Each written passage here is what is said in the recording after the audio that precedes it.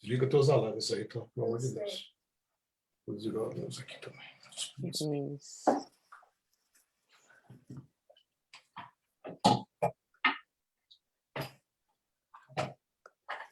Vamos ver, já deve estar chegando ao vivo.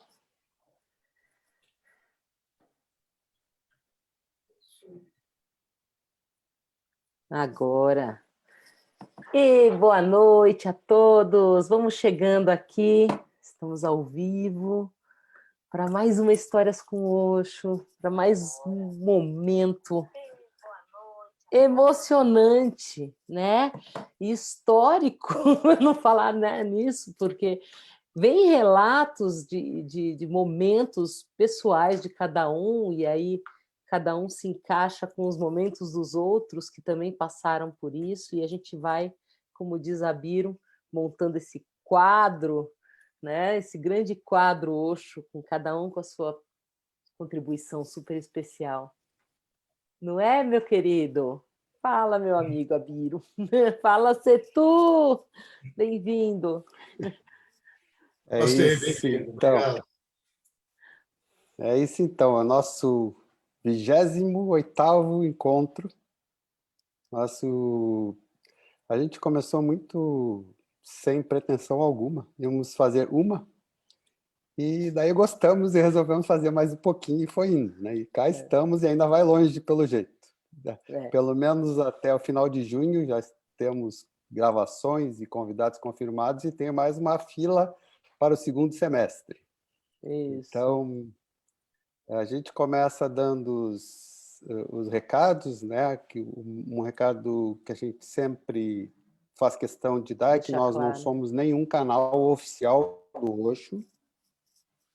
Quem quiser informações, que consulte osho.com, vai encontrar livros, vídeos, etc. Nós somos apenas um grupo de amigos que, de alguma forma, viveram e vivem essa história e quer compartilhar, né, essas histórias com as pessoas que estão chegando agora, que querem saber um pouco mais. Sim. E nos são muito prazerosos esses encontros com convidados muito queridos. E tem uma coisa que sempre permeia todos esses, né, essas lives que a gente faz, e gravações, que é uma amorosidade que se instaura. Então, a gente chama isso de Osho, né? Queria dar muito boas-vindas a essa pessoa tão importante nessa história, né, que tem muita coisa para compartilhar. Eu acho que hoje não vai dar tempo de contar, a gente vai ter que voltar com ele numa próxima, tenho certeza. Querido Setu, muito bem-vindo, boa noite. Boa noite, namastê. Nossa, como eu comentei com você, é uma honra, tá? Estar aqui, é uma honra mesmo. Tá? Me sinto honrado, né? E poder contribuir com esse programa, né? É um programa, né, Abiro? Maravilhoso. De vocês, a gente acabou. Até brinquei que a gente vai vender para o Netflix, né? Então, eu estou ouvindo você dando aí, sendo correto, né, na abertura aqui, mas mais oficial impossível, né?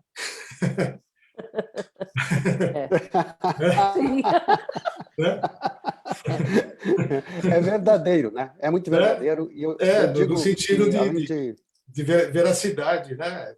É muito autêntico, é muito pessoal, né? São histórias, né? Vividas, realmente. A gente está falando de fatos, né? E eu sempre digo que, além de criar conexões, a gente, na verdade, faz um tributo ao Osho. Né? Porque todas as pessoas vêm aqui e compartilham esse amor e o impacto do Osho de nossas vidas. A Dívia sempre começa com a primeira e básica questão. Tcharam! Qual que é mesmo, Didi? Setu! Ai, que delícia perguntar isso para você. Como é que foi que o Osho foi lá e pescou você? Como ele chegou até você? Vou ver se eu consigo falar em 1 hora, tá? Pode passar, não, tô brincando. Mas eu fiz um roteirinho para mim aqui que eu vou ver. Assim, havia um grupo aqui em São Paulo de buscadores muito intensos, né? E nós pertencíamos a uma instituição que ainda existe, chamada União do Vegetal. Também fomos os primeiros da União do Vegetal aqui em São Paulo, né? E nos reuníamos semanalmente para beber uasca e trazíamos mestres de Porto Velho, de Manaus, e era um grupo ligado a um grupo de teatro, né? Com 2 diretores e que viajavam levando essas peças de teatro aí Brasil afora, descobriram aí a uasca, vieram para São Paulo, e aqui formou-se um grupo que, quando eu conheci, tinha por volta de entre 50 e 100 pessoas, né? E eu me encantei com isso, era moleque, né? Tinha 20, 21 anos, mais ou menos, e mergulhei de cabeça nessa história, né? Tentei fugir, fui morar fora, numa ilha de Itamaracá, voltei novamente, e entrei de cabeça na história da União do Vegetal, né? E era um grupo muito lindo, nós bebíamos ayahuasca todo sábado em Cotia, num sítio, e era uma grande família, assim, muito intensa de buscadores, né? Porque a gente vivia ayahuasca, a gente via vidas passadas, a gente consertava nossas relações, a gente, né, entrava nas próprias histórias que precisavam ser, né, transformadas, e todos muito imaturos ainda na forma né, de lidar com as coisas. Numa dessas, tinha um cara, um de nós, né, chamado Peter Hacks, consegui resgatar o nome dele aqui na minha memória. E o Peter é o único cara que tinha grana, né, ele tinha realmente dinheiro, né? Hacks era uma construtora, né, que hoje tem o Odebrecht, na época, início dos anos 70, né, 71, 72, era essa construtora Hacks. Então, o Peter era o cara que, aventureiro, viajava pelo mundo. Numa dessas, não sei como, ele foi parar na Índia, né? Ouviu falar de um tal de Rajneesh e foi lá ver qual que é, né? Voltou um mês depois, vestido todo de laranja, usando né, um colar no pescoço, com a foto né, de um barbudo. A gente achou aquilo tudo muito esquisito, né? Um velho com mala. Cadê? Está aqui, adoro! Tá? Que ainda é o de madeira, olha, original. Né? Das antigas. O meu é atual. Nunca deixou de estar do meu lado aqui. Ai, que legal. E o meu é modernoso. É modernoso, Vireste. Legal. Aí o Peter chegou com 3, 4 fitas cassete, assim, né? Em inglês, com esses áudios, né? De umas conferências do que ele tinha ouvido lá na Índia. Ele não deu muitas explicações, não. A gente também não entendia muito inglês. Então, o nosso mestre representante aqui em São Paulo, um cara chamado Mário Piacentini, um dia convidou para ir na casa dele e nós ouvimos essas fitas cassetes, né? Que era de um tal de Bhagwan Shri Rajneesh e que falava do alfa e do ômega, né? E a gente então se deitou na sala, numa casinha que ele tinha lá em Pinheiros, e começamos a ouvir essas fitas, né? E eu comecei a ter choques elétricos, assim, né? Então, como é que foi me pescou? Foi nessa hora que me pescou, né? Foi no choque elétrico. Era um peixe elétrico. Era um choque elétrico, né? Eu dava pulos no chão mesmo, assim, com as coisas que eu ia ouvindo, né? E aquilo foi muito forte, foi muito impactante, né? Aí a gente... Fala. Sim, Abel. Que ano foi isso, só para a gente situar no tempo? Isso foi provavelmente em 75, 74, 75. Né? E, enfim, todo mundo... A gente fazia isso. A União do Vegetal era muito rígida com essa história da gente buscar ensinamento em outras fontes, né? Eles não eram abertos a isso, só admitiam ensinamentos vindos do mestre Gabriel, e a gente, então, estava fazendo uma coisa meio subversiva, né? Estávamos começando a nos abrir para ouvir um outro mestre, né? E isso não era uma coisa aceitável, então a gente ouvia as fitas escondido, né? Porque era muito forte, né? O apelo que isso tinha para a gente. E começamos a ouvir essas fitas. Uma vez chegamos a beber o chá, nos reunimos num grupo e ouvimos, então, o Rajneesh sob efeito, né, dentro da força da ayahuasca, e foi muito forte, né? Foi muito forte. Aí, a decisão de se tornar discípulo começou a nascer, né? Foi assim que muitos de nós resolveram se tornar sannyasis. E o Somesh, o Marinho, então, foi para a Índia, junto com o cunhado dele, que era o Kamal. Na época, era o Marinho, o outro era o Jovelti, um ator da TV Tupi. E os dois, então, foram para a Índia e já voltaram também vestidos de vermelho e laranja, né? E com o mala. E aí e trouxeram as primeiras meditação caótica, trouxeram essas primeiras coisas num espaço, e também o nome de um centro de meditação que foi aberto na Rua Caraibas, na Pompeia, né? E foi assim o nascimento do Soma. Foi assim que começou o Soma. Na segunda vez que eles foram, eu falei, eu também quero, né? Quero me tornar discípulo aí do Rajneesh.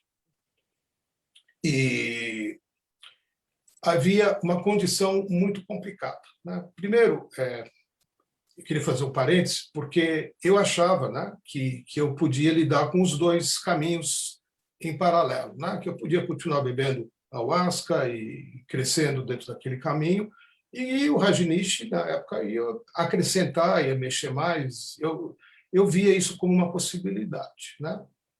Mas institucionalmente não era, né? Então, eu acabei tendo que fazer, eu e muitos de nós, de fazer essa opção e de realmente nos tornamos ainda pretendentes aos sannyas, né? Porque havia uma condição para se tornar sannyasi. Primeiro, precisava usar integralmente, interna e externamente, o laranja, né? Adorei. Usar laranja, não era outra cor, não, era laranja, né? Pega para mim aquela almofada. Né? Uma cor assim, né? Esse laranja. Gente, as pessoas não se vestiam assim no início dos anos 70. Né? Você não ia numa loja e comprava, que nem eu estou aqui de vinho, você não ia numa loja e comprava uma roupa dessa cor, isso não existia. Né? E você não via pessoas andando assim na rua, era ridículo. Com exceção dos Hare Krishnas. Né? Os Hare Krishnas que vendiam incenso nos faróis e faziam suas histórias, eles usavam lá o seu hobby laranja. Tal. Mas, fora isso, não. Né? Era muito esquisito alguém vestido de laranja, mas era a condição para se tornar discípulo do Rajneesh que usássemos o laranja, assim como que fizéssemos 2 meditações diárias por 3 meses, sem furar. Se furasse, tinha que começar do zero. Né? Então, era difícil, né? E eu não tinha carro. Então, eu pegava 2 ônibus às 6 da manhã para ir até o Soma, lá na Rua Caraibas, né? E fazer a meditação. Nós tínhamos a opção de fazer a meditação dinâmica ou uma outra chamada mandala, que eu não sei se você conhece. Mandala, sim. Né? Sim. Que era complicado, né? Porque você ficava sem andar no dia seguinte. Né? Sem panturrilha no dia seguinte mesmo. É uma meditação que, né, você corre no lugar, levanta bem o joelho, né, para ativar a energia de baixo para cima com muita intensidade. Então, eu e um grupo de amigos o fazíamos. Né? Eu estou tentando lembrar o nome Stânias de um deles, que é o Diógenes, um professor, e o outro um cara chamado Pragit, que foi para Pune e por lá ficou. Né? Então, nós 3 éramos os companheiros aí do início, né, da tentativa de nos tornarmos discípulos. Aí, na sequência, fomos todos punidos pela União Vegetal. Foi fechado o núcleo aqui de São Paulo, o núcleo Samaúma. Né? E aí, mais gente veio, né, se encantando e se tornaram sannyasis também, a coisa cresceu. E aí foi se amadurecendo a possibilidade da gente ir para a Índia também. Né? Que era um sonho muito remoto. Né? Ir para a Índia era uma coisa muito difícil, por 2 fatores. Um era o financeiro mesmo, né? Pelo custo que era ir para lá. Continua sendo uma coisa cara, né? Não deixou de ser. E segundo, porque vivíamos um tempo de ditadura muito forte. Né? Ou seja, não, as pessoas estão aí saindo na rua pedindo intervenção militar, elas não sabem o que é isso, né? Na época, não era mais possível sair do país. Era proibido sair do país. Você não tirava um visto de saída, era proibido. O brasileiro não podia ir para fora, não podia, né? Era nesse nível a coisa. Como é que eu vou para a Índia, então? Né? Então, havia algumas exceções, né? E uma delas, que foi a que eu tentei, né? Era você ir como, por exemplo, como um time de futebol que vai representar o Brasil no campeonato fora, né? Então, como atleta, como esportista, você podia sair do Brasil, né? Representa a convite né, do evento esportivo. A outra possibilidade, eu tentei, era emigrar para Israel, né? E de lá eu ia fugir para a Índia, né? Nossa! Então, eu também tentei fazer isso, né? Fui com minha mulher e meu filhinho, que era pequeno, tinha 3 anos, nós fomos tentar imigrar, né, com o suporte todo da Embaixada de Israel, etc. Mas, na hora, sacaram que a gente estava dando golpe, né? E negaram essa possibilidade da gente ir para Israel, né? Ufa! Porque eles pagavam a viagem, pagavam a nossa... o depósito compulsório que se pagava por passaporte, né? E, enfim, era muito difícil tudo era muito difícil, né? No fim, eu dei um jeito, eu montei um falso grupo de teatro, montei um falso festival de teatro que aconteceria numa cidade chamada Pune, na Índia, né? Numa instituição chamada Rajneesh Foundation. Pedi para que eles de lá me enviassem um convite, e eles assim o fizeram, né? Entraram no jogo, né? Então, o Ashram, a Rajneesh Foundation, me mandou um convite para apresentar meu espetáculo no Ashram em Pune, né? Porque ninguém sabia o que era Ashram aqui. Isso eu mandei para o MEC, uma carta para o MEC, né? com 3 passaportes, e a gente conseguiu, então, a isenção do visto de saída, né? Jura? Então, foi assim que eu fui parar em Pune. Mas isso foi depois, né? Enfim, teve muita história antes disso acontecer dessa forma. Mas eu estou contando isso mais para ilustrar como era complicado tudo, né? Tudo. Hoje eu resgatei aqui as informações que a gente tinha eram por meio de revistas, né? Só, porque não tinha internet, né, gente? Olha aí, Abiro. O Abiro adora uma revista dessas. Olha, Abiro. Tem uma boa coleção aqui, maravilhosa, né? E com as histórias todas, né? E eu peguei hoje para refrescar um pouco a minha memória de alguns fatos, né? Mas, enfim, a gente não tinha informação, né? E o objetivo, então, era ir para lá. E era tudo muito difícil, né? A gente, para usar laranja, voltando a esse tema, porque era engraçado, né? Era o pitoresco da história, não tinha roupa laranja para vender, né? Então, nós nos reunimos aos sábados, né? Um grupo de pessoas, inclusive a Roma, que o Abiro conhece, né? E que ainda era uma criança, e a gente, então, fazia uma sessão de tingimento. Era uma atividade que os amigos se reuniam aos sábados, podia ser um churrasco, mas não, era uma sessão de tingimento, né? Então, a gente pegava nossas roupas, enfiava num negócio que a gente comprava numa loja de material de tinturaria chamado Blanquite, né? E a gente fervia as roupas em Blanquite, que é um tipo de cândida, para tirar a cor da roupa, o azul, o verde, o que fosse, né? Não dava muito certo, né? Mas era o que a roupa ficava num desbotado horroroso. E aí, num segundo caldeirão, então a gente enfiava a roupa para tingir de laranja, né? E a gente fazia isso em grupos de 10 pessoas, né? E ficava uma tarde inteira um tingindo a roupa do outro. Se deixa mais 10 minutos, fica mais escuro. E depois ainda tinha um terceiro caldeirão para fixar, que não fixava nada, né? Em 3 lavagens, aquilo desbotava de novo, né? E as nossas roupas eram horrorosas, né? Era o que a gente usava. E a gente ficava muito mulambento, né? Com aquela cara de hippie maltratado, né? Com aquele laranja desbotado. E a gente tinha que sair para trabalhar assim, né? Esse era o meu desafio. Eu trabalhava como fotógrafo num estúdio muito renomado, né? com as grandes agências de publicidade aqui de São Paulo, a DPZ, Alcântara, Macamba, babá, atendíamos clientes das multinacionais, né? Fotografava carro, fotografava muito carro, né? GM, Fiat, Chevrolet, Volkswagen, enfim, ia nas reuniões, etc. E ia com essas roupas mulambentas, né? Eu era muito mal visto, né? Eu não tinha nenhum tipo né? As pessoas me viam como uma coisa...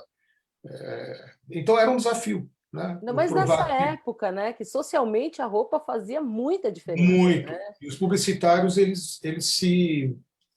o status publicitário se dava muito por um vestir-se de uma forma exótica e muito sofisticada e cara, né? E Com roupas cara, exatamente. importadas e tal, né? E, então, era um desafio para mim sobreviver como Sannyasi no mercado, né? Outro dia vi você perguntando isso para uma pessoa, né? Como é que era ser Sannyasi, né? Eu não lembro o nome da pessoa, uma pergunta que você colocou para alguém que você entrevistou aí, né? E era muito desafiador nos anos 70 por causa disso, pela obrigação de usar o laranja, né? E usar o mala para fora, não podia nem ser para dentro, né? O mala tem que ser usado para fora. Eu achei hoje uma foto minha aqui, que eu estava fazendo uma foto com uma modelo, vestido com essa roupa, né? Com mala pendurada, a câmera. E era difícil, né? Ter algum ser considerado um bom profissional desse jeito, mas era a condição e eu banquei isso, né? Eu banquei. Eu e todos os nossos amigos. Então, era muito forte a coisa dos sânias, né? De se tornar e de abrir mão do que você acha bonito, do que você gosta, do que você acha certo. Era um surrender, né? Era uma entrega a algo maior pela qual você estava passando por uma aprovação na forma de se comportar, de se vestir, etc. Né? Então, esse foi o início da história. E valia a pena, né? Porque a gente estava, de fato, uma sensação de que estava se colocando dentro de um processador, né? Um liquidificador que te moe muitos pedaços para ver se sai alguma coisa diferente dali. Né? E o Seniors era assim, ele era vivido dessa forma. Né? O Osho, nessa época, ele nos desmontava, né? Inicialmente, com relação às nossas crenças religiosas, com relação à nossa espiritualidade, com relação às nossas crenças sexuais, todas. Tudo era liquidificado. Né? Qualquer coisa que você achasse que você estava indo para o caminho certo era mastigado ali no liquidificador e você ficava meio que sem nada depois, né? Por um tempo. Né? Então, o Sanyas começou assim, né? Na prática. Depois as coisas tomaram outros rumos, mas no começo fazia muito sentido, porque nós éramos pessoas muito rígidas, né? E a União do Vegetal e a Ayahuasca era uma instituição extremamente rígida, né? E nós éramos já buscadores com uma certa rebeldia com relação às coisas que aconteciam, tal. Então foi bem desafiador, né? Foi bem desafiador. Ser sannyasi implicava e você ter um comportamento que fizesse, né, fizesse parte do sangue. Né? Não dava para achar legal e agir de uma outra forma. Né? E a gente ainda era muito careta, a gente era muito rígido, a gente tinha né, muitas ideias rígidas a respeito do que é certo e o que é errado. Então, foi muito difícil para muita gente, inclusive para mim. Né? E aí, quando a gente fazia uma meditação dinâmica, ou quando a gente fazia grupos que nos levavam a ter catarses e tudo, era sempre muito intenso, né? Porque era um rompimento mesmo de algo que era muito estruturado para todos nós. Né? Mas era isso, era uma questão de sobrevida mesmo, né? Da nossa alma sobreviver. Né? Fantástico. Porque a sociedade, nessa época, a gente tem que lembrar que o contexto social não era bolinho, né? De valores, Não. crenças. As pessoas se vestiam de terno, todas, os homens todos se vestiam igual. Vem né, de uma rigidez do passado que parece que até ali era tudo igual, né? Enfim. Eu peguei o finalzinho dessa época, assim, das roupas, ainda já não era só laranja, eram as cores do pôr do sol, né? Tinha toda aquela história. E eu, advogado, trabalhando em São Paulo, num grande escritório, tinha que me vestir. Eu só encontrava as roupas em uma loja de roupa de gays que tinha perto do escritório ali, porque daí tinha calça cor-de-rosa, camisa lilás, essas coisas assim todas, então eu comprava roupa lá. E assim, era obviamente olhado como uma coisa esquisita lá dentro do escritório, assim, sempre foi. Mala, né? Eu aprendi a Ninguém conviver com confiava isso, na mas gente. não, o benefício o benefício era Descredibilidade. tão grande. O Que valia benefício a tão pena, grande que compensava todo esse sacrifício. Mas, Setu, me conta, como é que foi a história do nome? O que significa teu nome? Fala um pouquinho para a gente aí. Se eu não me engano, Então, você tem o mesmo nome do Kitaro, né? tenho. Do O Kitaro compositor também é Setu. japonês, né? É Princetu também. Ele é pré-Setu também? Ele é Princetu também. Tem mais um outro Princetu aí que eu não conheço, mas o Eu Kitaro sei o significado, mas eu Kitaro. gostaria que você nos contasse. Nessa época, era uma grande... Assim, quem levou o meu Sanias, né? Depois que eu fiz os 3 meses, vestido de laranja, né? E fiz lá 2 meditações por dia, né? De manhã fazia a mandala ou a dinâmica e à tarde ainda voltava lá de novo fazer a Kundalini, 7 dias por semana, né? Depois de 3 meses, então o Somesh, novamente indo para Pune, levou a minha cartinha, né? Em mãos e voltou com o meu mala e a minha carta que eu tenho guardada aí também, né? Com o Sanias que me foi enviado no dia 21 de março de 77, que é o dia da iluminação do Osho, né? Então eu tive esse presente, né, de receber o Sanias que me foi dado no dia da iluminação do Osho, né, na celebração do dia em 21 de março de 77. E o meu nome é Swami, como todos nós somos, né? Swami significa senhor, o mestre de si mesmo, né? Isso as pessoas não dão valor, mas é de uma importância enorme, né? Você ser senhor de si mesmo, né? E uma vez que você se torna discípulo de um mestre, ele te chama de senhor de si mesmo, né? É muito significativo. Então, todos que nos tornamos sannyasis, nos tornamos swamis, e as moças mas, MA, né? E o Swami, segundo o nome, é o Prem, né? Que a gente diz que é família. Prem significa amor, né? Eu acho que é um dos nomes mais comuns dos sannyasis é o Prem, né? Prem significa amor em sânscrito. E Setu significa ponte. Então, o Osho escreveu, é manuscrito, né?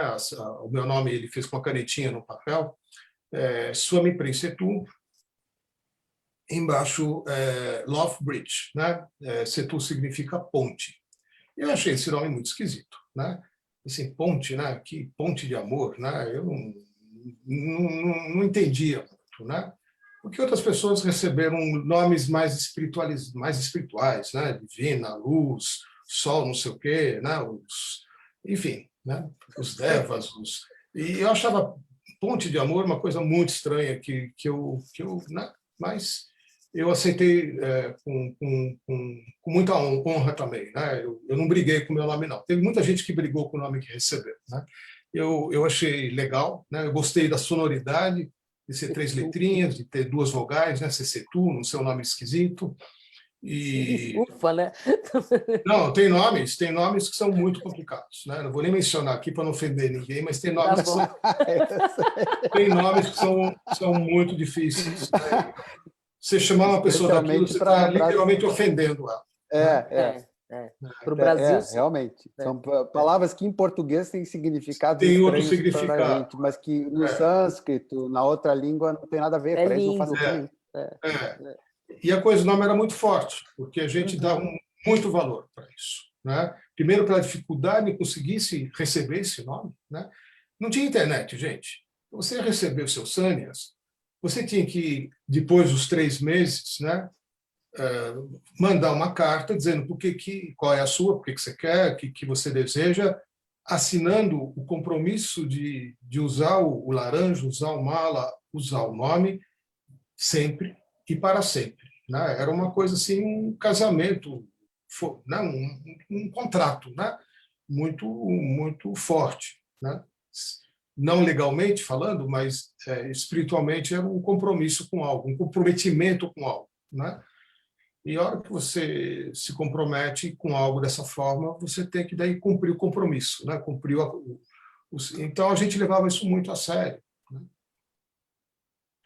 Então, basicamente, tinham algumas famílias, né? Tinha os Anantes, muitos Anantes, tinha os Devas e tinha os Prentes, né? Eram as três famílias que tinham mais nomes, né? E a gente ainda observava muito o que cada um desses nomes causava em nós, né? Que nós os conhecíamos pelos nossos nomes legais, já éramos um grupo de amigos de muito tempo, e agora, como é que era chamar aquele amigo de sempre por um outro nome diferente, né? O cara que chamava Ricardo, de repente, eu comecei a chamar de Abiro. O Ricardo era um, o Abiro era outro, não é a mesma pessoa, né? Sim. E era assim com todo mundo, né? Nós os conhecíamos todos há muito tempo já, né? Pelo menos há uns 10 anos, muitos de nós, né? Então foi muito interessante, né? Eu hoje sou mais tempo Setu do que eu sou Sérgio, que é meu nome legal, né? Sérgio. Sérgio, né? Então eu sou Saniazi desde 77 e desde 77 eu sou chamado de Setu até na minha família, né? Com exceção de uma outra pessoa, né? Mas eu sou mais tempo Setu do que eu sou Sérgio, né? Já na idade que eu estou é bastante, então já está bastante incorporado isso, né? Uhum. Então o nome tinha essa coisa, né? E era legal, era muito divertido. Quando chegava o nome de alguém, era um nascimento mesmo de alguém, né? Quando chegava a cartinha, ou quando a pessoa ia para Puna e voltava já com os seus sânias, que era também o que acontecia com muita gente que ia para lá, né? Então esse foi esse início, né? Nós fazíamos meditações, nós fazíamos uma coisa que era legal. Cada vez que um de nós conseguia ir para a Índia, eram poucos, né?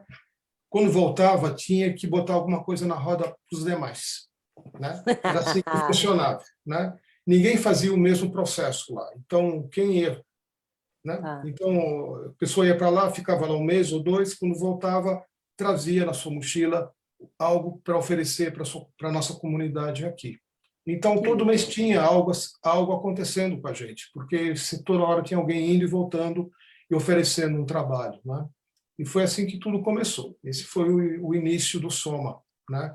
Que depois teve mais 2 outros desenvolvimentos aí, né? Então é isso. Bom, se vocês não vão me perguntar nada, vou contando as histórias aí, tá? Quer falar, não, Biro? eu tenho uma pergunta. Eu deixei sabia.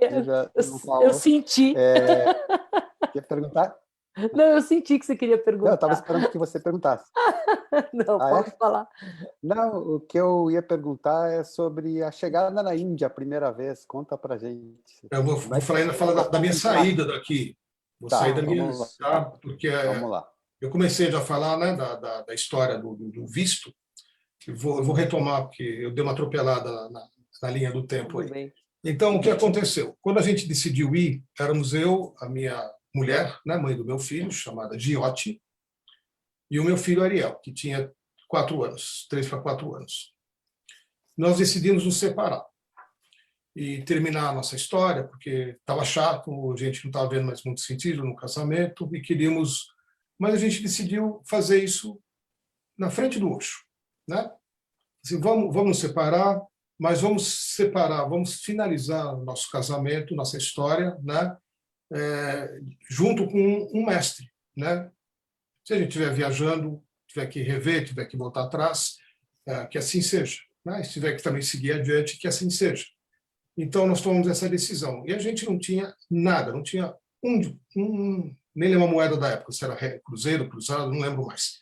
Não tínhamos, né? E em 76. Então, o que eu fiz, né? Eu trabalhava num estúdio, época da ditadura, para quem lembra, para quem é dessa época, dos anos 70, as campanhas eleitorais elas eram feitas, só haviam 2 partidos. Um era oposição e o outro era situação. Um se chamava MDB e o outro se chamava Arena, né? As campanhas eram feitas por meio de slides que eram projetados na televisão. Os candidatos no horário da televisão, né? Aparecia uma fotinho do candidato da Arena durante 20 minutos, o número, o nome e alguma chamadinha do cara. E a mesma coisa com o MDB. se eu não me engano. O meu estúdio foi contratado por uma agência que ainda hoje é muito renomada aqui em São Paulo, chamada DPZ, né? Nossa. O do Alib da DPZ, se eu não me engano, ou Petit ou do Alib, um dos dois, um é o P e outro D, né? Fechou um contrato com a Arena e contratou o meu estúdio para fazer essas fotos de todos os candidatos da Arena, né? Foi a coisa mais difícil que eu já fiz na vida, né? Porque eram 236 candidatos. Então, eu montei dentro do estúdio um set, né? Um fundo verde, que era a cor do partido Arena, né? E o candidato se sentava ali, eu fazia uma série de 10, 15 fotos dele, né? Com um númerozinho que ele ia ter lá né? E isso estava pago pelo pacote da Arena, né? A Arena pagou né? Via DPZ, pagou esse contrato. E o que eu fiz, né? Eu montei um segundo set com a câmera, uma câmera e 3 luzes, né? Uma para iluminar o fundo e tal. E eu falei, olha, você não quer aproveitar e você não está precisando de santinho? Santinho, não sei se você sabe, é aquele folhetinho com a carinha do candidato e o número né? E mais alguma besteirinha ali. E às vezes tem um calendário atrás, que eles também dão, né? E todo candidato fazia isso, né? Então, eu comecei a vender as fotos por fora, né? Além de eu ter recebido a grana da Arena, né?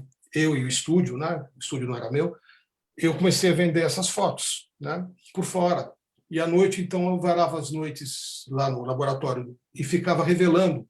E depois o cara mandava um assessor, ou muitas vezes ele mesmo vinha buscar, né? Então, aí eu fiz a minha grana para poder ir para a Índia. Foi desse jeito que eu consegui boa parte do meu dinheiro, né? Que não era muito, mas foi o que me permitiu ir para a Índia com mulher e filho, né? E depois nós colocamos nossa casa à venda. Casa não que era alugada, mas tudo que tinha dentro, né? Tá. Então, vendi móveis que eram simples, foram feitos por mim mesmo, a cozinha comprada à prestação em 24 prestações no mapping, tudo que eu tinha em casa, né? Tudo, a gente vendeu, salvando um pouquinho de louça só, né? Vendi os brinquedos do meu filho, vendi tudo, né? Coisa mais triste foi a primeira coisa que eu vendi foi minha coleção de LPs, né? Que eram quase 100 discos, que um cara chegou às 7 da manhã, porque a gente pôs um anúncio, família vende tudo, né? Cedinho chegou um cara e falou assim, quanto é tudo, né? Aí eu fiquei muito chocado, né? Porque de uma hora para outra eu fiquei sem toda a minha discoteca, né? O cara era um DJ de uma rádio, né? E levou tudo sem ouvir nada, né? E tinham coisas maravilhosas e tinham umas porcarias também, mas ele levou tudo, né? E aí a gente vendeu tudo. E não tínhamos como ir para a Índia ainda, né? Então, era muito caro, nós não tínhamos os $1.000 por passaporte, que era uma grana muito mais do que é hoje, né? Nossa. Muito mais do que é hoje.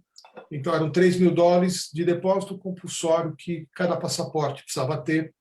Aí fiz essa história né, do grupo de teatro, consegui que o MEC isentasse o meu grupo de teatro, que consistia eu, minha mulher e meu filho, para irmos participar de um falso festival de teatro lá na Índia, né?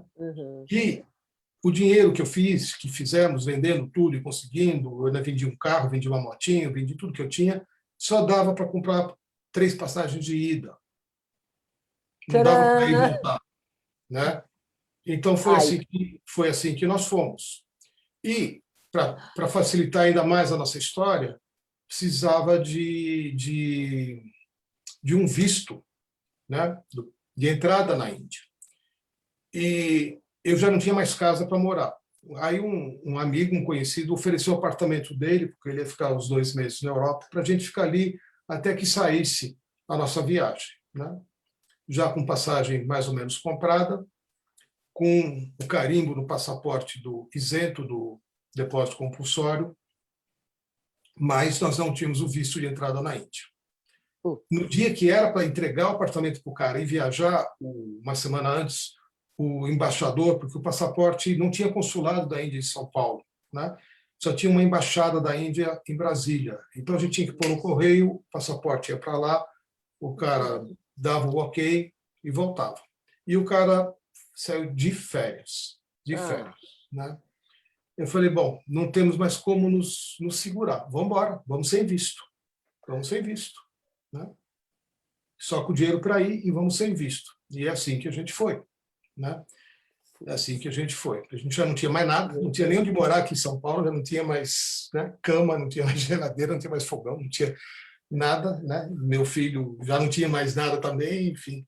E nós três, então, fomos para o aeroporto e embarcamos para Puna, né? E só com a passagem de ida e com dinheiro para segurar um tempinho lá, pouco tempo, né? Uns $3.000, era pouquinho mesmo, né? Junto com a gente foram mais uma outra família, que era a Arsha, o Kamal e os 4 filhos dele. Então, nós fomos em 4 adultos e 5 crianças, né? E fomos embora, né? Eles tinham, acho que, conseguido ir de volta, eles tinham mais grana e tudo, né? E fomos assim. Quando a gente, lembrando outro dia dessa história que o Abílio, eu ouvi você falando, Abílio, chegamos na Itália, a Alitalia, que foi a companhia que a gente comprou a passagem, entrou em greve. E não tinha essa de dar um hotelzinho para a gente, né? Nós ficamos dormindo no chão do aeroporto de Roma, ou de Milão, acho que foi de Milão, né? Por um bom tempo, né? Quase moramos no aeroporto porque não tinha informação, não tinha comida, não tinha hotel, não tinha nada disso, né? Não dava para ir para a Índia. Aí, finalmente, nos enfiaram num avião da Air India para a gente seguir para Puna, né? Então, foi assim que a gente foi, né? Quando a gente chegou lá, os 5, cansados, né, de ter ficado dias no aeroporto e essa história toda, muito exaustos, com 5 crianças, né, gente? Não, adulto já fica exaurido, né? E criança, né, tudo criança pequena, né? O mais velho ali tinha 10 anos, né? O André. A gente chegou lá, não deixaram eu entrar, claro, né? Cadê o seu visto de entrada, né? Não tinha, né? Eles queriam me deportar na hora, né? Falaram assim, você não pode entrar aqui, vai embora, né? Volta de onde você veio, você sem visto não pode entrar aqui na Índia, né? E a Índia era um lugar muito rígido, né? Também nessa coisa, né? Todo mundo era subornável, né? Corrupção muito forte lá. Todo mundo você compra, né? Eu acabei comprando depois da minha estadia lá, né? Mas inicialmente, quando eles viram que era uma família, né? Um casal com uma criança pequena, eles deixaram entrar. Falaram assim, você entra, você tem um mês para ir embora, né? Ou resolve essa história, né? Aí um passo por vez. A gente chegou em Mumbai, né, em Bombay, e fomos para um prédiozinho que foi o primeiro, aí sim, foi uma coisa muito histórica, porque foi o primeiro ashram do Osho, foi antes dele ir para Puna, né? Era um prédio bem antigo, de 3, 4 andares, assim, muito simples, sem elevador, você tinha que subir por uma escada, né? E lá em cima, então, era tudo muito indiano, muito simplesinho, e nós ficamos ali... Chamava Woodland. Como? Chamava Woodland. Isso, lá em Mumbai.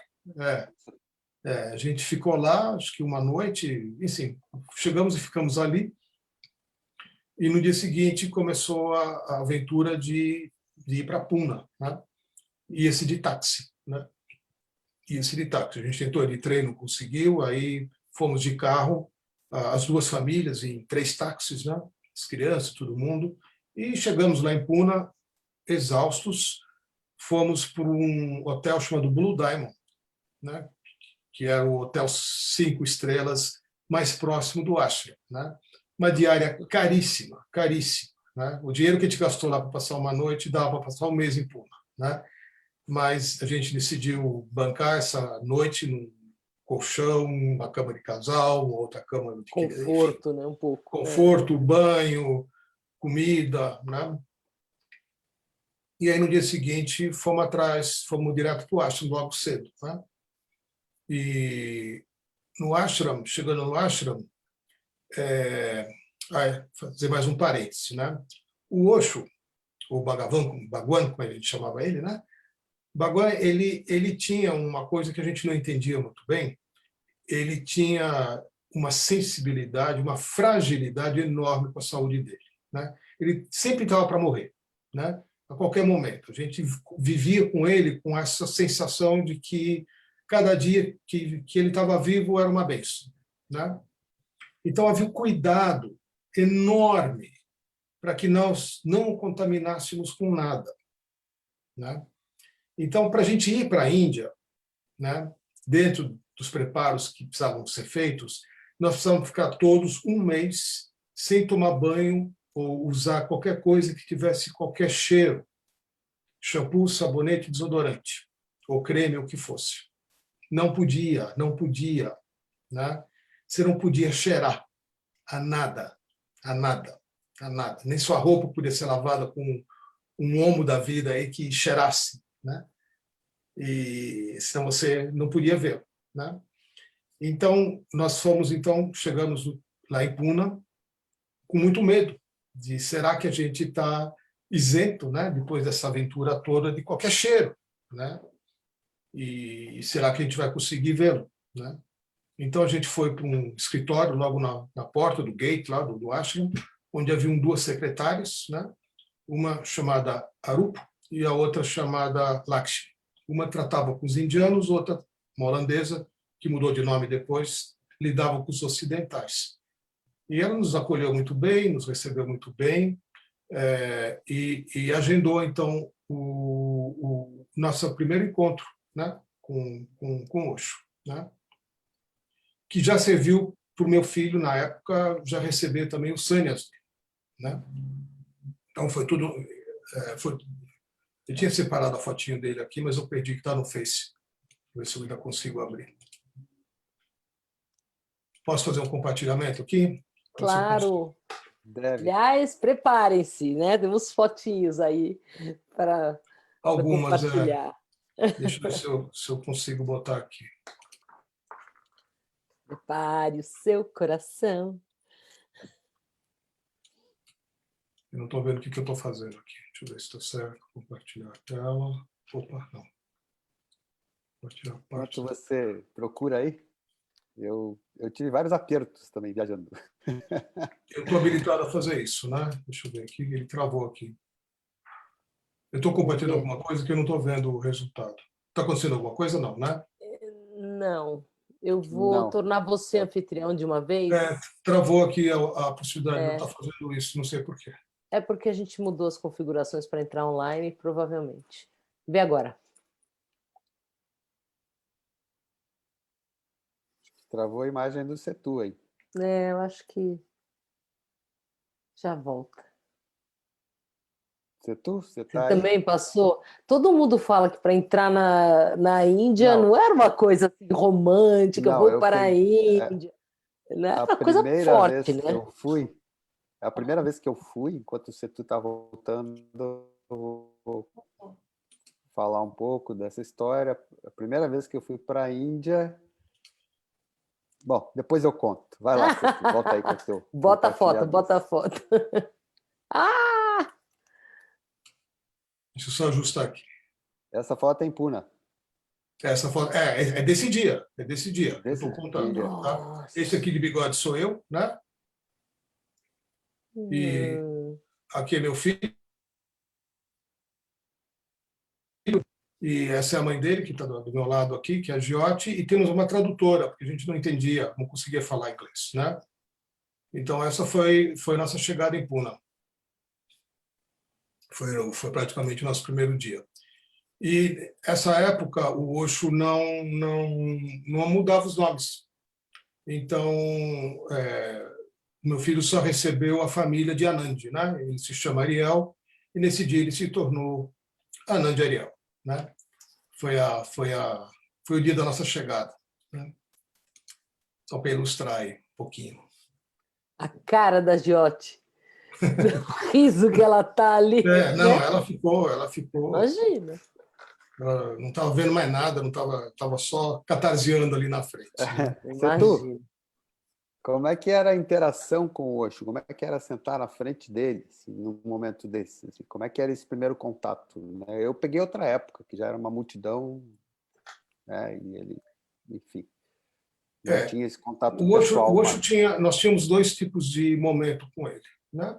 Um era as palestras matinais, né? Todo dia ele falava por 2 horas, sendo que um mês em hindi e um mês em inglês, né?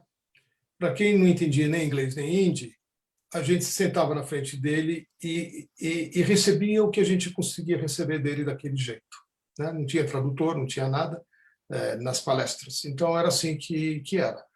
Eu ia sempre ou em hindi ou em inglês, eu não me importava, né, de sentar ali.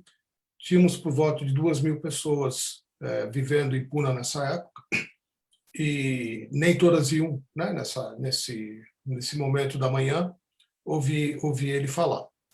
Mas a gente sempre captava alguma coisa, enfim, era esse tipo de interação. A segunda interação era na casa dele, né, num jardim. O Osho morava dentro, né, a casa dele ficava dentro do ashram, na parte dos fundos, e ele tinha um jardim e ele tinha uma espécie de um varandão assim, né? E ali ele recebia um grupo de 50, 60 pessoas no máximo, eram grupos pequenos de pessoas que iam lá para dizer: oi, cheguei, né? Ou tchau, estou indo embora, né? Ou fiz ontem um grupo com um terapeuta e o grupo em todo ia juntos, né? Então ele queria saber como é que tinha sido o que você viveu nesse grupo, né? E os grupos, daqui a pouco eu falo deles, eram muito fortes, né? Muito intensos, né? Então as interações com ele eram essas, né? Essa coisa coletiva, 7 horas da manhã, 7:30 da manhã, antes do café, né? E que a gente sentava onde dava ali, né? E chãozinho de mármore branco, né? E ficava ali quietinho, não podia dormir, tinha que ficar sentado, né?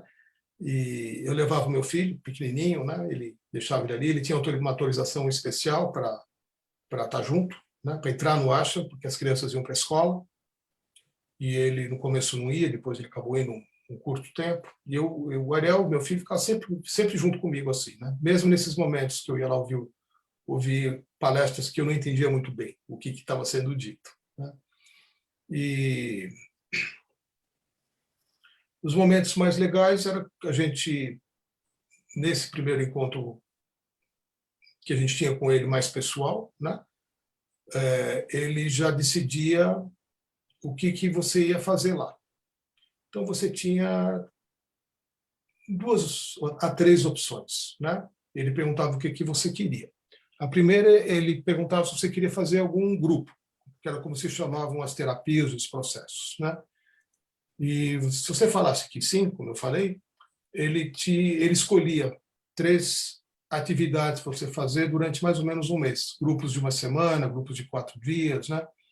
Que eram pagos, né? E que você fazia. Então ele fez uma agenda, né? Ele escolheu 3 grupos para mim e 3 grupos para a mãe do Ariel, para a Giotti, que ele falou assim: olha, quando você fizer esse grupo, ela fica com o Ariel, né? Quando ela estiver fazendo tal grupo, aí ele fazia lá a escala certinha. Esse grupo vai acabar tal dia, aí você pega e fica com o seu filho. Esse grupo vai acabar tal, né? Aí ela fica tal. Ele fez uma agenda para a gente, né? Ali na hora, né? Na canetinha tal, e sugeriu. Era assim, era tudo muito direto, né? E a gente se sentia absolutamente, para te responder, Abel, visto, né? Visto, percebido e sentido e acolhido, né? Tanto faz quem você é, como você é, de onde você vem, para onde você vai, se você, né? Você era incondicionalmente abraçado. Então essa é a sensação mais forte. Você na vida ser abraçado do jeito que você é, né? Do jeito que você, né? Você não tem que ser diferente de quem você é para você ser acolhido e abraçado. Então essa foi a primeira sensação mais forte com ele, né? No pessoal, né? e que fez toda a diferença, né? Porque só pintava maluco lá e pessoas que socialmente eram rejeitadas nos seus países, né? Por ser muçulmano, por ser gay, por ser negro, por ser o que fosse, né? Judeu. Então, você está diante de alguém que te abraça e te acolhe é muito forte, né? E que não está olhando a sua persona, não está olhando para o teu ego, está olhando para o teu coração e para a tua consciência. E aí, então, você sente que isso está sendo visto, né? Isso é muito forte, é uma experiência realmente muito forte. Foi a primeira, né? Porque depois você está lá com 2.000 pessoas, você é uma formiguinha no formigueiro, você não se sente mais assim, né? Você é mais uma cabecinha pulando lá e levantando os bracinhos, né? Mas nesse momento essa interação ela é impactante por causa dessa sensação né? E aí você de fato se entrega, né? Se entrega, você que vai resistir a isso, é irresistível, né? É um amor muito grande, né? E é irresistível. Então a primeira sensação, te respondendo, amigo, foi essa, né? Foi essa. Aí, enfim, a história continuou, ele me deu 3 processos, né, para fazer, outros 3 para a mãe do Oriel, para Giote. Os meus, o primeiro se chamava Centering, né? E o Centering, ele não sei se ainda existe lá, se continuou, ele era essencialmente muito divertido, porque era um trabalho todo estruturado em cima do Gurdjieff, né? Era um trabalho de centramento, em que você aprende a não se identificar com nada que é periférico, né? Por isso que ele é um, né? E você começa então chegar em Puna depois desse turbilhão que a gente viu durante um ano, o centro ele te reconduzia para um eixo, para um lugar de onde você partiu, né? Ou um lugar que talvez você nunca tivesse tido desse jeito, né? Então um trabalho muito bonito. Não era residencial, você ia para casa, voltava, tinham lições de casa fabulosas, né? Desde você simplesmente mexer, né, um braço, enquanto um braço dá uma volta, o outro tem que dar 3, né? E coisas que a mente não consegue gerenciar, né? Mas tem uma coisa que dá um clique e depois você consegue fazer. Como são as danças sagradas do Gurdjieff também, né? Para quem conhece, elas têm esse princípio, né, de romper uma mente racional e muito mecânica, né? Você está falando, está vindo aquela imagem do encontro dos homens notáveis que tem no final, maravilhosa. Tinha cena dos Nossa, encontros da escola lá é, do encontro do com Gurdjieff, né? homens notáveis, né? Antes de prosseguir, eu só vou dar um alô aqui para um monte de gente que está nos assistindo. Vou ler os Setu, tá nomes bombando, aqui. Setu. Antá Killing, Flávia Fontoura, Lícia Kilman, tem uma turma que está sempre com a gente. Margarete Gonçalves, a Carmen Silva Autuori, a Lama, Tula Stratia, Cíntia Tac, Diane Zen, Elaine Melgues, Margarete Gonçalves, Satibode Lisboa, Jane Prachante,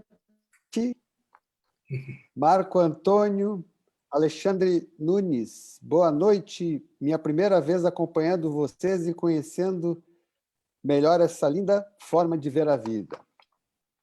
Flávia Fontoura já disse, Neide Lares, Maria Aparecida Souza Brito, Sônia Bergamaschi, Guian Antar, Helena Uma Mulim, Cláudia Borges Pereira, Beatriz Givana Kawal, que esteve com a gente uns dias atrás, Gabriel Sananda, Maria Cláudia Tambolato Prachante, Sueli BMP, Chayane Murad, Vissarjana e East West, Nádia Celim, Devan Bascar, que também já esteve com a gente, Janice Cardoso. Legal. Queridos, que bom sentir vocês junto aqui nesse momento, né? Nossa, muito bom. Olha, o tempo passa rápido demais. A gente vai ter que fazer umas 5 com você, eu acho, porque Estamos recém no começo. Eu ainda estou em Puna 1, gente. Tem mais 30 anos pela frente aí de história. Bora para todos. Não, Mas, enfim, continua, vamos lá. foi uma época muito forte mesmo, né? E muito linda. Nós éramos muito genuínos, buscadores muito genuínos, né? Quem passou e quem ia atrás disso tudo, de viver tudo isso e pagava qualquer preço para estar lá, tinha uma genuidade, né? Tinha E, enfim, foi muito intenso, foi um período muito intenso, né? Eu estava falando do grupo do Centering, depois eu fiz mais um outro chamado Iluminação Intensiva, Intensive Enlightenment, que foi um horror, um grupo muito difícil de se fazer, era residencial, interna, a gente ficava dentro do ashram, e 3, 4, 5 dias, nem lembro mais, só perguntando um para o outro, me diga quem é você, né? E depois troca, me diga quem é você, me diga quem é você. Então, era um horror. Muita gente surtava, ia embora, não aguentava, e era um trabalho, mas era assim, né? Até uma hora que você não sabe mais quem é você, o que você tem a falar a seu respeito para uma outra pessoa, né? Eram mais ou menos umas 100 pessoas fazendo isso e dormindo. Primeira pergunta da manhã, me diga quem é você. Última questão da noite, me diga quem é você. E aí a coisa já começou a ficar um pouco mais complicada, né? E um terceiro trabalho que eu queria mencionar aqui, porque isso era de Puna 1, depois isso acabou, né? Já nos Estados Unidos já não tinha mais. Não acham? Tinha uma parte, era uma casa maravilhosa, uma casa antigona, assim, né? E a parte do subsolo do ashram, né? Tinham câmaras, umas salas grandes assim, sei lá, 5x5, 10x10, não sei a metragem exata, sem janela, forradas nas paredes e no chão, com tatame e com colchonetes, com acolchoados, que nem elevador de mudança, né? Essa coisa que fica, que mora em apartamento sabe. E um ar-condicionado. E ali você ficava fechado e tinham 3 grupos que aconteciam ali nesse subsolo. Em 3 salas aconteciam ao mesmo tempo. Um era o Tantra, o outro era o Encounter e o terceiro era o Sahaj, que foi o grupo que eu fiz, né? E eram grupos que você já entrava, para você entrar na sala, você já deixava a sua roupa de fora, né? Mas alguém falou disso para a gente, né, Abílio? Sensacional. Ou seja, você não levava nada lá para dentro que te fosse conhecido, você não levava a tua personalidade, você já entrava ali naquela sala nu, né? O que já era meio assustador, né? Para quem, né? E ali ficamos 3 dias, né?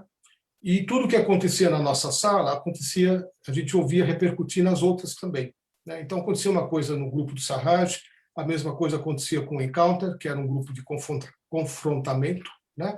Onde não tinha limites, né? As pessoas usavam luvas de boxe para se confrontar, para pôr para fora a sua raiva, né? Mas o grupo que eu fiz também tinha, né? E eu fiquei muito em choque, né?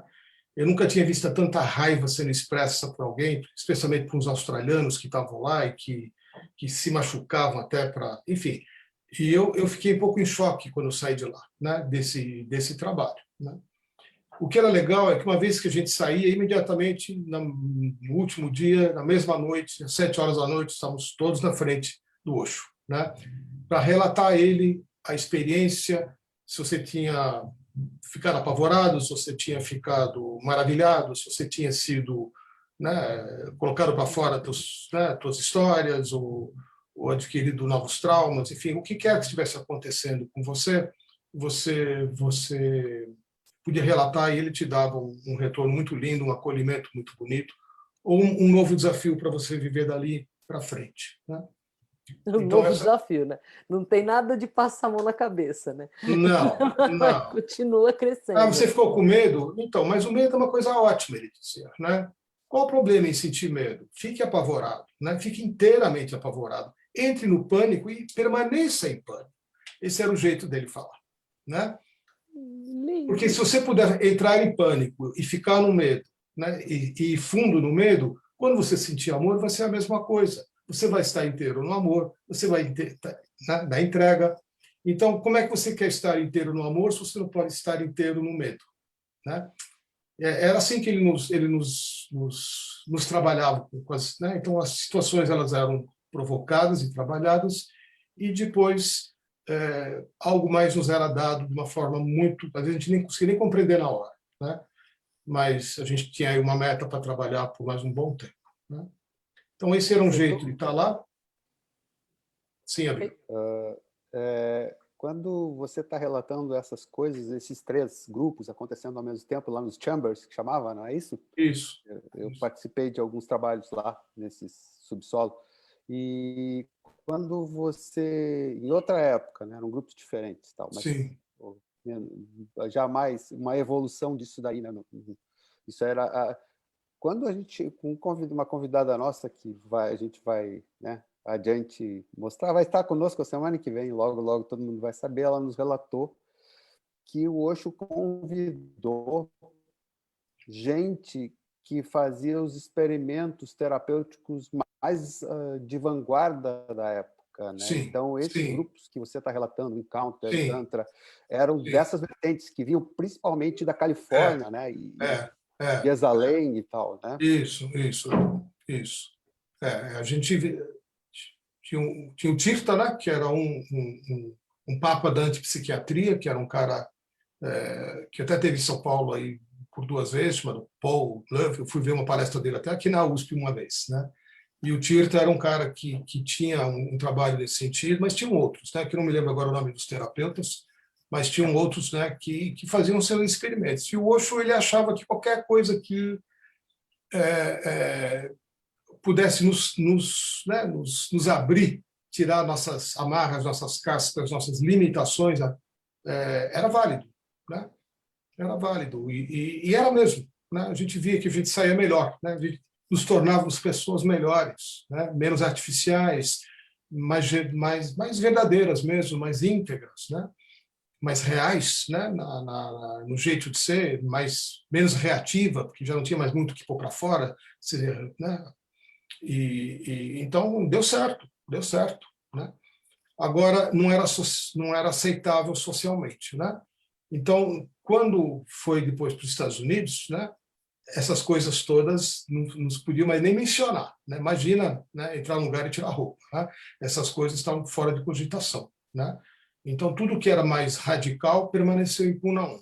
Depois, por uma necessidade de se preservar o rancho, de se preservar né, uma imagem que tinha muita mídia em cima, né? Muitos holofotes, muita televisão. Então, havia um cuidado enorme para que certas formas de trabalho que ainda eram válidas em Puna não fossem mais usadas, né? Inclusive porque virou um polo de muita gente chegando, né, também, né? Muita gente foi para descobrir o Osho lá em Rajneesh. Mas eu guardo aqui, eu guardo aqui revistas da época. Uma é o Der Spiegel, que é uma revista alemã, né? Uma mistura de Veja com Manchete, né? Uma mistura. Ela é relativamente sensacionalista, mas ela tem muita credibilidade na Alemanha e na Europa em geral, né? E a capa mostrando cenas, né? E as manchetes, né? A revista Manchete, que também não existe mais, eu tenho guardado aqui, né? Fotos dessa época, o que era um complicador enorme. Não tinha internet, gente. Não tinha internet, né? Então, como é que nós nos abastecíamos de qualquer informação? Por revista, né? Por fofoca. Não tínhamos, ou alguém que trazia alguma verdade de algum lugar. Não tínhamos acesso a nada, né? Não tinha como, né? Hoje é muito fácil, o celular, em 2 minutos eu vejo tudo. Mas na época não era bem assim. Então, a Índia, na época, era mais longe do que é hoje, né? Muito mais longe, né? Então, para a gente pedir o Sânia, se tornar discípulo do Osho, levava 3 meses, 1 mês e meio para a carta aí, mais meio, 30 dias, com sorte, para sua carta ser lida lá, e mais 1 mês e meio. Então, em 3 meses, você fazia uma pergunta e recebia uma resposta em 3 meses. Não era no imediato, como é hoje, você dá né? Isso sem falar no período preparatório, né? Você só podia mandar a carta depois de passar por toda a preparação. Não era fácil, não. Era muito 3 meses. Então, a noção de tempo era outra, né? e a ansiedade que isso gerava e a dificuldade para lidar com as situações também. A gente só veio a ter internet no Ajar, depois, em 94, eu acho. Né? Então, levou muito tempo para a gente começar a ter internet. Né? Bom, gente, que mais? Para onde eu vou? Tem muita história para contar.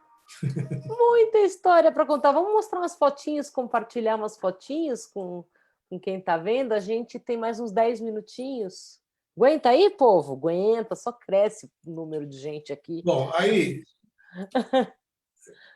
só para contar mais um pouquinho, né? A minha história lá, eu fui morar numa mansão, no quarto do motorista de uma mansão inglesa, lá no Corrigan Park, né? E eu morava lá com meu filho, era um lugar enorme, tudo de mármore, enfim, um salão. E a mãe do meu filho, a Giote, foi morar numa cidade que era uma cidade construída na beira do rio, toda de palha, só por sannyasis. Era lindo, porque alguns eram muito criativos e tinha uma arquitetura, projetos, né, de bambu, com palha, enfim. Então ela foi morar lá e meu filho ficava um pouquinho com ela, um pouquinho comigo, e a gente foi tocando a vida lá em Puna desse jeito, né? E aí chegou uma hora que, enfim, né? Quem está viajando com uma criança pequena, ele tinha 4 anos, ele só tinha um único amigo com quem ele se dava melhor, que era um indianozinho, que ele se entendia uma linguagem própria, e chegou a hora né, de ir embora. Então, deixa eu compartilhar uma foto aqui.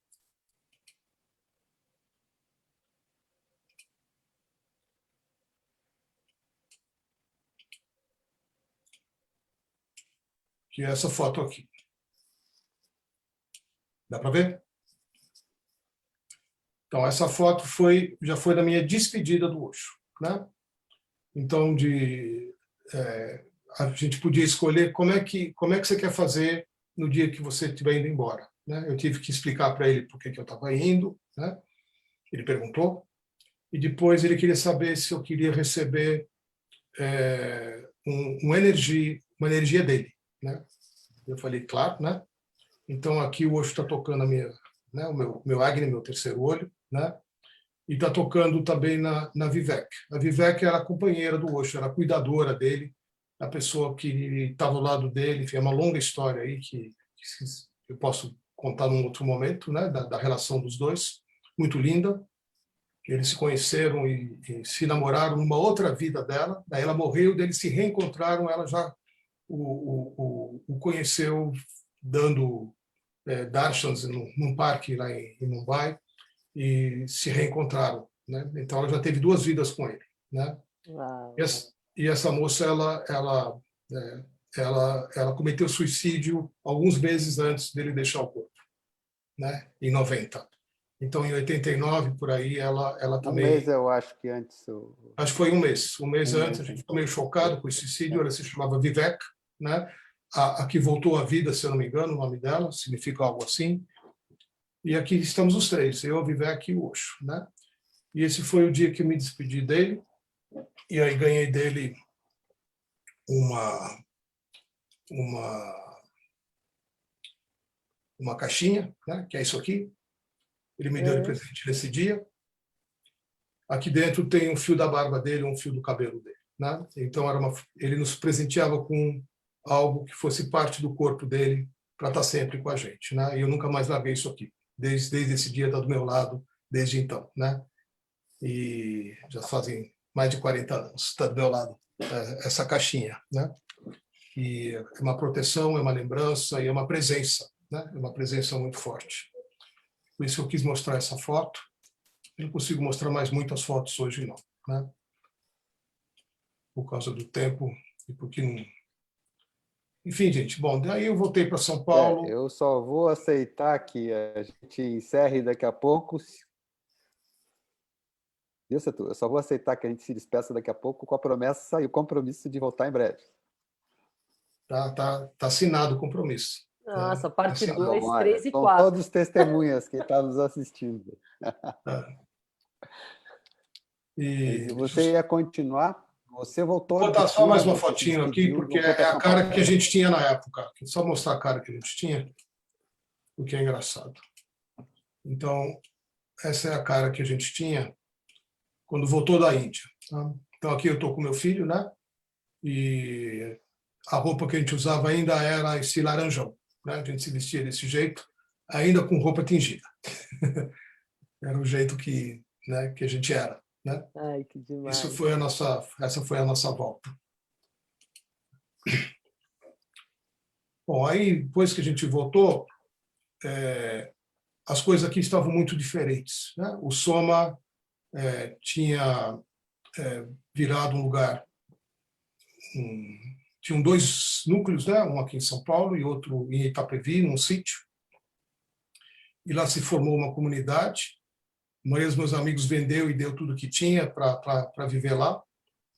E a mãe do meu filho foi morar lá também, a Giote, com boa parte dos meus amigos. E eu não fui, eu não quis ir. Né? Eu achei que alguma coisa estava um pouco estranha. Né? Mas eu ia lá buscar, o Ariel foi viver lá com a mãe dele, e eu toda sexta-feira ia buscar ele em Itapevi, trazer ele para São Paulo, ele ficava aqui comigo e tal, esse tipo de rotina. E nos dias de festividade, de celebração, a gente ia até lá. Né? E aí, no dia 21 de março de 92, né? Para ser mais exato, dia da iluminação, que eu queria celebrar o meu Sânias, queria celebrar. Nós fomos lá para o sítio, em Itapevi, do Soma, e lá fomos informados que aquela comunidade não queria mais seguir com a Rajni Foundation, né? Como se chamava. Eles estavam se desvinculando né? E não ia ter celebração, não ia ter nada lá. Né? E nós ficamos em choque. Né? Itapevi não é perto, é uma viagem de quase 1 hora até lá, até chegar no sítio, para dar de cara com uma comunidade que não queria mais seguir, né? com esse caminho do Osho. E isso teve lá uma série de motivos que envolvia, né, questões financeiras e outros maus entendidos, outras coisas que não foram bem ditas. E ali eu tomei a decisão, junto com a minha, então, companheira, namorada, a Rupo. Nós morávamos cada um num pequeno apartamento, eu no Brooklyn, ela lá na Cantareira, da gente sair dos apartamentos e alugar uma casa e achar um lugar, o dinheiro que a gente gastava em aluguéis, que a gente, então, ia criar o nosso próprio espaço. Né? E isso levou 1 ano. Levou 1 ano. Até finalmente, com a ajuda também do nosso querido Yashen, né? Que participou dessa busca como arquiteto, nós então finalmente encontramos uma casa maravilhosa, né? Na Pompeia, na rua Macaubal número 7, né, Biro? A Biro, né? Mencionou isso.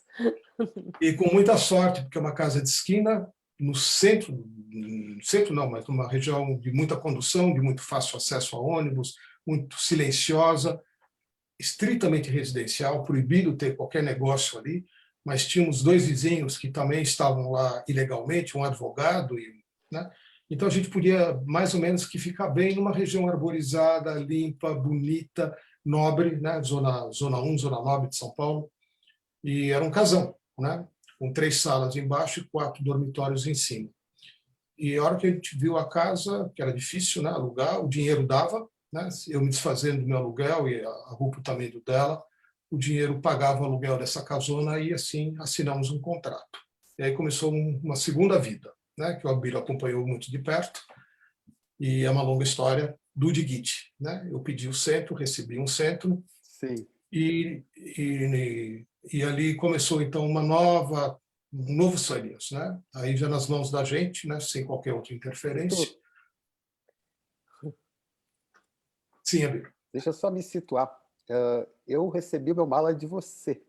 Talvez Sim. você não lembre, que Eu lembro. Era muita gente, enfim, mas você que me eu te dei uma. me Mas recebeu você já tinha recebido o no Sânias. ano era janeiro.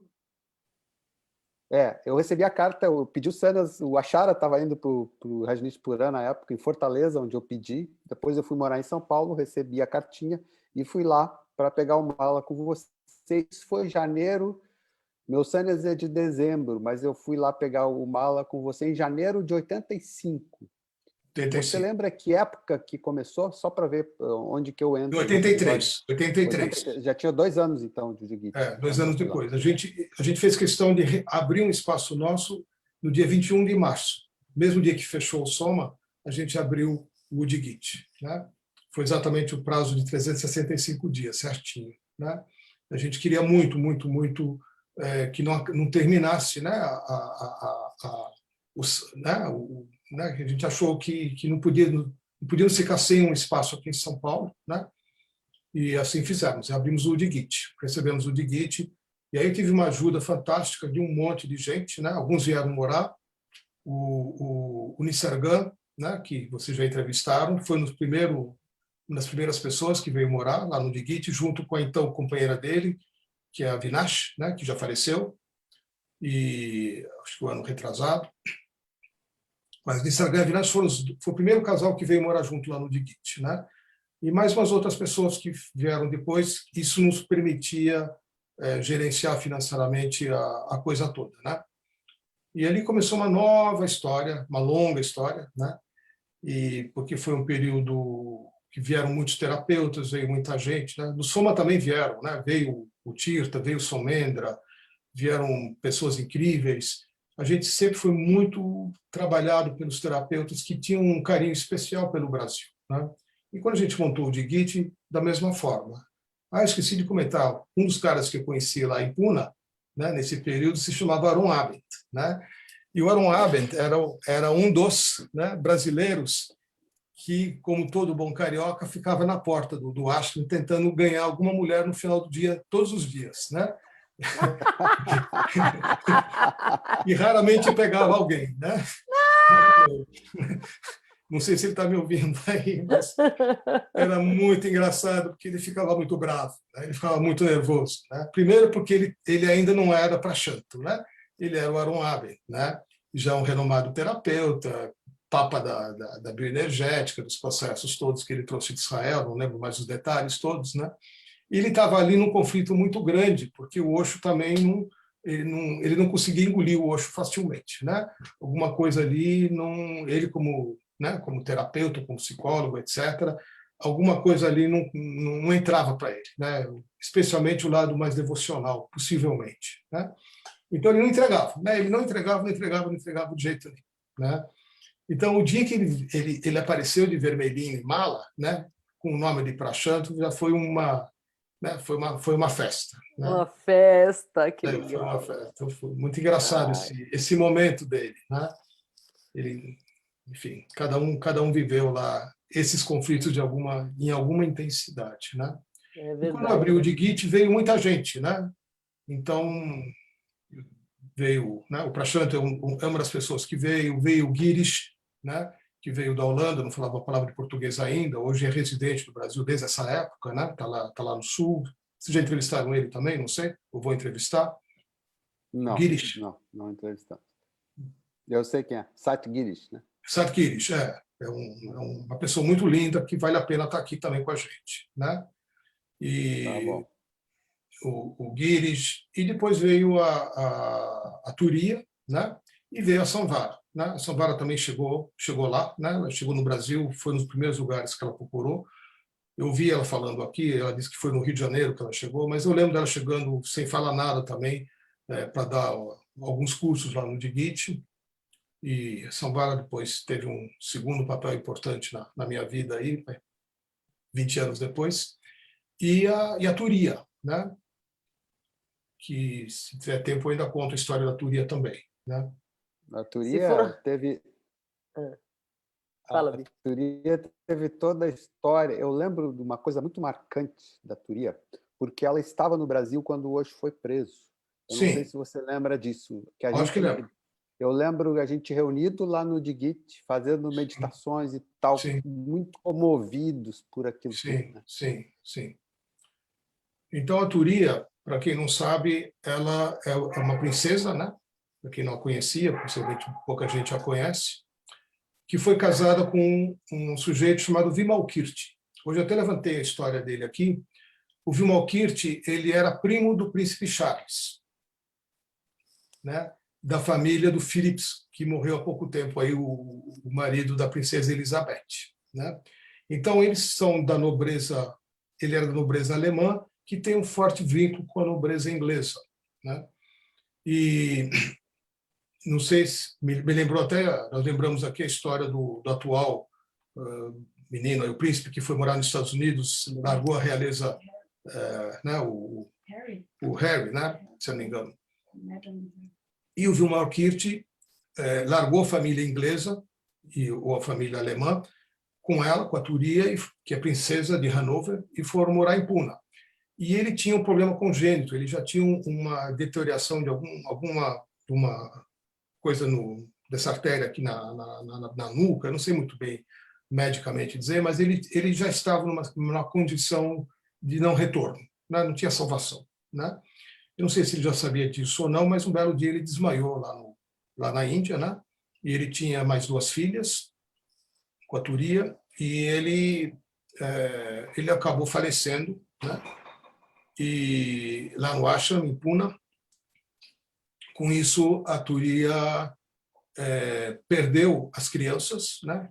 A realeza alemã ou inglesa tirou as crianças dela, tiraram a maternidade dela, e nessa condição de infelicidade, de perda do Vimalkirti, que segundo o Osho, até vi uma foto dele hoje aqui, o Osho abençoando ele já deitadinho, antes de ser cremado, né?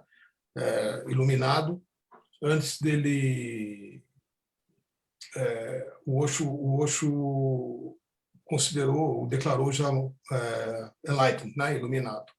E a Thuria, com essa perda enorme de marido, de companheiro, de pessoa linda, que era o Vimalkirti, e das crianças, veio buscar algo a fazer na vida, né? Uma vez que a Índia também estava passando por uma finalização, né, do ashram de lá, uma mudança para os Estados Unidos. Então ela veio parar aqui no Brasil para oferecer alguns trabalhos que a gente fez, né, com ela.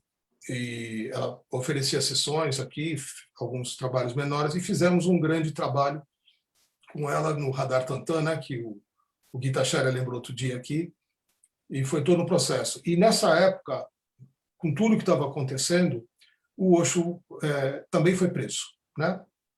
E nós não tínhamos informação nenhuma. Era desesperador. A gente só sabia que alguma coisa estava acontecendo nos Estados Unidos, mas não tinha internet, não tinha telefone, não tinha nada, né? E as informações vinham por imprensa, né? A gente recebeu a notícia lendo na Folha de São Paulo, em algum lugar assim, né? Que isso tinha acontecido.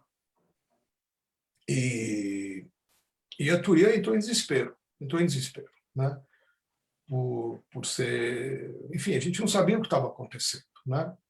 Então, foi o período que nós passamos com ela aqui. Ela tinha um problema, como várias outras pessoas, né, que eram infectadas por uma ameba da água de Puna, né? E isso não tinha antibiótico, não tinha nada que resolvesse. Então, a Thuria só comia mamão papaya.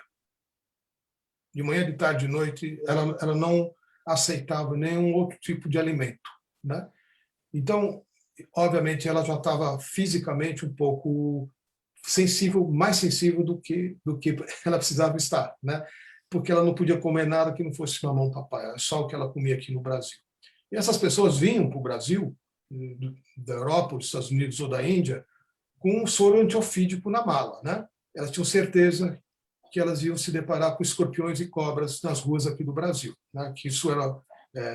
então, elas também não bebiam nossa água, não comiam nossa comida, tinham muito medo, né, de serem infectadas por alguma doença tropical estranha.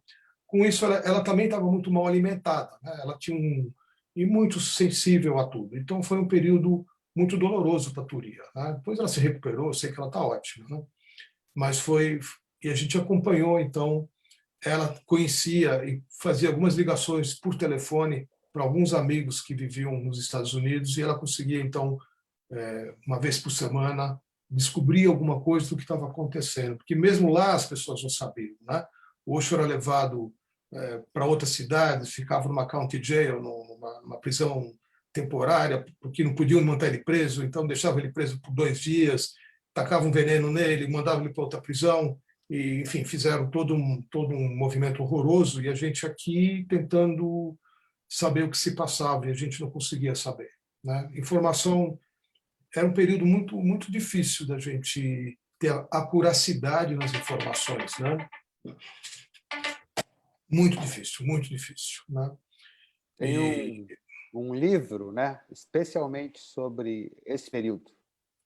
Tem um livro da Manisha especialmente sobre esse período, não sei se você tem, chama 12 Days That Shook the World, né? Que eles relatam são 2 livros, um sobre a prisão do Osho, são 12 dias que ele esteve preso, são todos relatos, todos nos mínimos detalhes, e depois o outro com a tour dele pelo mundo, que se chama assim, né? Quando ele foi expulso de não sei quantos países, até do Uruguai, né? Tem toda uma situação, e o Niren, que é o advogado dele, que aparece lá naquela série do Netflix, ele acabou de lançar um livro contando com detalhes, e disse que vai limpar o nome do Osho, e está documentando tudo isso com detalhes, com documentos, tudo esse livro. Eu estou louco para porque a gente sabia o que estava acontecendo, né? Não em tantos detalhes, teve gente que pesquisou, né? Mas Nissa ganha né? Que pegou ponto por ponto. Aí eu já vi alguns vídeos dele contando em detalhes, decupando, né? Respondendo. Sim, aí uma série de... E eu vi quase todos. Wild Master, né? Maravilhoso o trabalho que ele fez.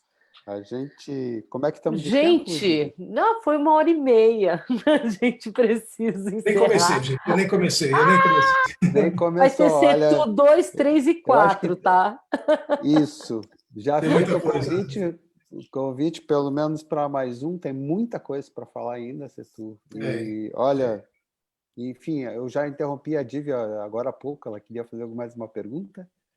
Não, se queria. Já foi, tá. Não, então... mas tá lindo. Assim, adorei que você trouxe em detalhes a realidade do Brasil. Você trouxe em detalhes essa dificuldade de chegar até Osho, né?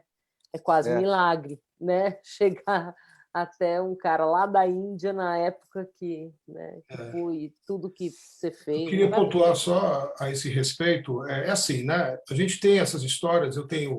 Escrevi aqui, né, um roteiro para mim até os meus últimos atividades. Né? Aí entra Viresh, entra um monte de gente, né? Tem muita história.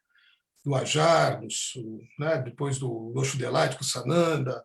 Teve mais muita coisa linda que aconteceu aqui, né? Mas eu queria lembrar que, a respeito do seriado da Netflix, né? Eu mal consegui ver inteiramente o primeiro, depois eu não consegui ver mais, né? E muita gente disse, mas você tem que ver. Meu filho me diz, pai, você tem que ver, tem um monte de coisa horrorosa, mas, pô, é legal, você tem que ver. E eu não consigo, né? Eu ainda não consegui, quem sabe, né? Eu vi um pedaço e aquilo me deu um mal-estar. E o mal-estar, eu queria explicar, para finalizar, é porque a relação com o mestre é uma relação muito de consciência com consciência, né? Melhor dizendo, de coração com coração em consciência. Então, independente do que aconteça com o mestre, independente do que aconteça na sua relação com o mestre, né? O exterior, né? Os eventos, os fatos, aconteceu muita coisa feia, aconteceu muita coisa linda, mas a relação com Osho, ela é imaculada, né? A relação de um coração com o coração de um mestre, quando o mestre fala, né, a minha missão como mestre é fazer com que o seu coração e o meu se tornem um único coração, de forma que quando o meu coração estiver batendo, né, o seu coração também está batendo, e é apenas que só nesse momento só existe um único coração batendo, né? Então, a minha relação com o Osho, ela é assim, né? Eu, quando falo dele, eu falo do coração dele e do meu, né? O resto é fofoca, né? O resto são histórias que podem ser contadas de outras formas por outras pessoas que viveram na mesma época. São perspectivas diferentes, são olhares diferentes, são percepções diferentes. Cada um de nós tem uma, né? E elas são diferentes, não tem como ser de outro jeito, né? Então, a relação com o mestre, ela é muito pessoal, gente, ela é muito pessoal, né? e embora a gente a viva como um único coração, né? É o que nos permite um encontro como lindo como esse, né? Que vocês estão proporcionando, né? São aspectos do mesmo de um coração só, né? E as histórias, cada um sentiu de um jeito, né? Cada um viveu de um jeito. O importante é como a gente está hoje, né? Então, eu queria só finalizar com isso, né? Assim, eu tenho uma gratidão às minhas vivências, muitas delas muito, muito difíceis, né? Lá no rancho também, com a Sheila, enfim, aconteceram muitas histórias complicadas, né? E muita briga, né? Muito desentendimento. Eu separei até uns livrinhos aqui, só para mostrar um deles, né? Isso aqui chama-se Rajanchismo, né? E Oshoísmo, né? Seria. uma introdução a Bhagwan Sri Rajneesh e a sua religião, né? Então, aconteceram muitas coisas nos anos 90, né? Muita coisa esquisita, né? Muitas coisas que com as quais eu não pude compactuar, e ainda bem que não compactuei, né? E outras coisas que são maravilhosas e que continuam acontecendo, né? Porque essa relação ela é eterna, né? Ela não termina. Enquanto a gente está em crescimento, a gente está honrando, né? E agradecendo e se entregando à luz da consciência que vem dos grandes mestres, né? Tá bom? Eu queria deixar isso dito antes da gente se despedir, tá? Ai, fica só o gostinho de quero mais, vamos para a próxima, com certeza. Tá bom, querido. O pessoal aí está de testemunha, assumiu o compromisso, vai ter que voltar. Setu, querido, um grande prazer te reencontrar depois de bastante tempo. Muito obrigado por ter sido tão generoso e ter compartilhado suas histórias tão lindas, tão tocantes com a gente, viu? Tão cheia e tão se a gente rica, não puder compartilhar, é porque a gente não viveu, né? Então, e compartilhar é uma necessidade da própria energia, ela não é nem pessoal, né? É o Osho que quer que algo seja compartilhado, né? A última frase que ele me disse quando me despedi dele ainda no pessoal, lá naquela fotinho, que ele falou assim, you go and help my people there, né? E me deu o darshan né? Então, é isso que a gente está fazendo até hoje, né? E não vai parar de fazer, né? A gente vai estar sempre trazendo o Osho e o que ele traz para o maior número possível de pessoas poderem beber nessa fonte. Para quem não entende. Go and help my people, quer dizer, siga, né? Volte e ajude o meu povo de lá, né? Ou ajude meu povo lá, né? Tá bom, queridos? Boa noite. Namastê, gratidão. Namastê, Setu. Gente, até a próxima. Até a próxima. Um beijo. Beijo. Ai, Setu, você precisa voltar aqui, que eu estou anfitriã. Peraí. Tá bom, eu volto. Só chamar. Tá? Um beijo, gente. E põe de novo na fila aí, tá? Um beijo, Tchau, gente. Beijo. Tchau.